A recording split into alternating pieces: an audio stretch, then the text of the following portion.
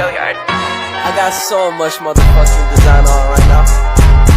Break it down, bring it back, make it clap. I got 3 old thoughts, new block, where that thing. Bitches on my line, and you know.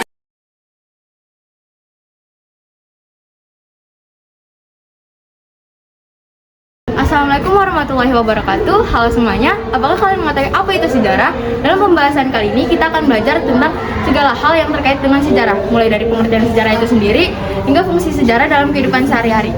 Contohnya pengantar ilmu sejarah. Apa saja yang akan dipelajari pada bab ini?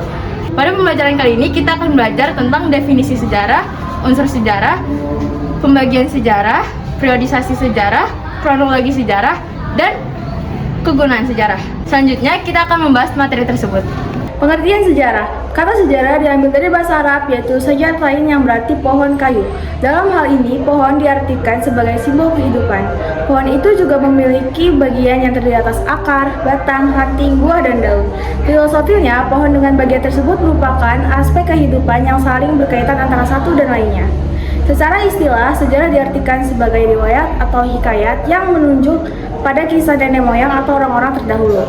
Sedangkan menurut para ahli, yaitu Henry Stelcomeyer, mengatakan bahwa sejarah adalah rekaman masa lalu tentang hukum pranata sosial, kesusastraan, filsafat, agama, dan segala hal yang berkaitan dengan memori manusia. Sedangkan menurut Muhammad Hatta, sejarah bukan hanya sekedar cerita tentang kejadian masa lalu, tapi tentang pemahaman yang berkaitan dengan dinamika dan problematika hidup. Yang kedua ada unsur-unsur sejarah. Terdapat 3 unsur sejarah, yaitu unsur ruang, unsur waktu, dan unsur manusia. Unsur ruang yaitu mencakup segala hal yang berkaitan dengan tempat terjadinya peristiwa. Unsur waktu yaitu di mana sejarah merupakan studi tentang kegiatan manusia berdasarkan kurun waktunya. Dan yang terakhir adalah unsur manusia, yaitu mencakup peran manusia sebagai pusat peristiwa atau pemegang peran atas peristiwa yang terjadi. Pembagian sejarah. Sejarah terbagi atas 3 bagian penting, yaitu sejarah sebagai peristiwa, sejarah sebagai kisah, dan sejarah sebagai ilmu. 1. Sejarah sebagai peristiwa. Peristiwa sejarah terjadi dalam lingkup yang beragam seperti administrasi pemerintah, peristiwa sosial, ekonomi, dan peristiwa politik. Administrasi pemerintah. Sejarah berkaitan dengan perangkat pemerintah seperti tingkat desa, kecamatan, kabupaten, kota, provinsi, negara, dan dunia. Peristiwa sosial. Munculnya sejarah yang berkaitan dengan manusia, lokasi, dan kondisi. Peristiwa politik.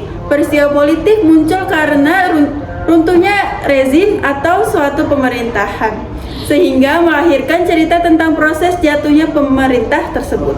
2. Sejarah sebagai kisah. R. Muhammad Ali menyatakan bahwa sejarah adalah kisah yang disusun berdasarkan memori, tafsiran, dan kesan manusia atas peristiwa yang telah terjadi di masa lalu. Sejarah juga bersifat pengeluangan yang bisa ditulis kapan saja dan bisa dilakukan oleh siapa saja. Hasil dari sejarah sebagai kisah dapat berupa lisan dan tulisan. 3. Sejarah sebagai ilmu. Sejarah sebagai ilmu disusun secara metodis dan sistematis berdasarkan asas, prosedur, teknik ilmiah, metode, juga melibatkan tenaga para ahli. Ciri-ciri sejarah sebagai ilmu yaitu objek, metode, kesimpulan umum, bersifat pengalaman, dan memiliki teori. Jenis-jenis sejarah. Jenis-jenis sejarah terbagi atas sejarah intelektual, sejarah ekonomi, sejarah sosial, sejarah keluarga, sejarah politik, sejarah militer, sejarah kebudayaan, dan sejarah agama. Yang pertama, sejarah intelektual. Sejarah intelektual berkaitan dengan hasil pemikiran manusia di masa lalu, pada akhirnya membawa kemajuan di dunia kedokteran, bahasa, matematika, kimia, dan lainnya. Yang kedua, sejarah ekonomi. Sejarah ekonomi terbagi atas 2 sifat, yaitu tematik dan paradigmatik.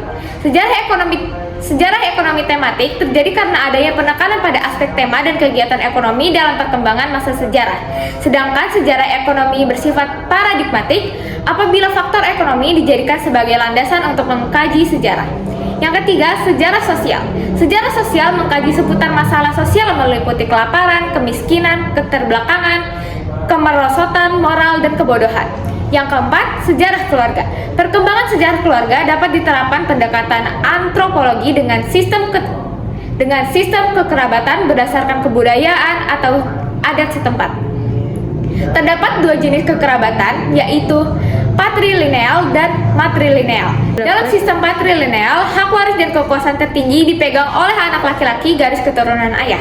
Sedangkan dalam sistem matrilineal, hak waris dan kekuasaan tertinggi dipegang oleh anak perempuan.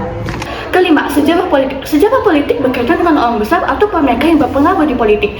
Kisah mereka tersebut dijadikan sebagai cerita sejarah yang menerangkan sistem pemerintahan di masa kepemimpinan mereka, seperti halnya dari kisah Adolf Hitler, Benito Mussolini, dan Kaisar Hirohito.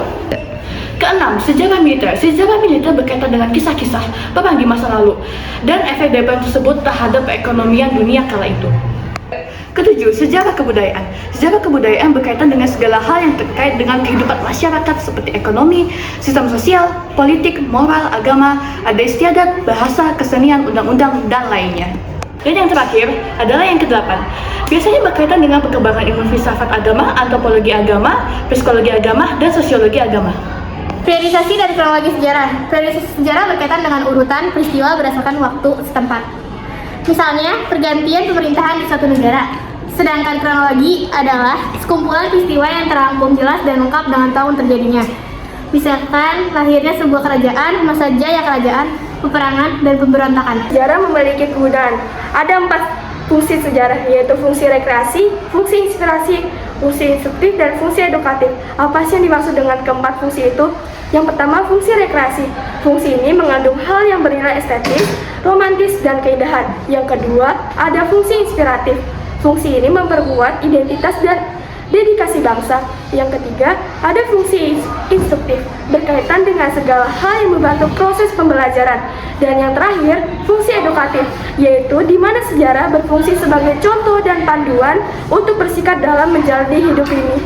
Bring it back, make it clap. I got 3 old thoughts, new block, where that thing. Bitches on my line, and you know Kenalan dulu. Assalamualaikum warahmatullahi wabarakatuh. Halo semuanya. Sudahkah kalian mengetahui apa itu sejarah? Dalam pembahasan kali ini kita akan belajar tentang segala hal yang terkait dengan sejarah. Mulai dari pengertian sejarah itu sendiri hingga fungsi sejarah dalam kehidupan sehari-hari. Udah. Itu pembagian, Cok. Nah, tadi ini gimana, Cok? Tahu. OSIS. Nah. Lu ngapain di situ, Cok?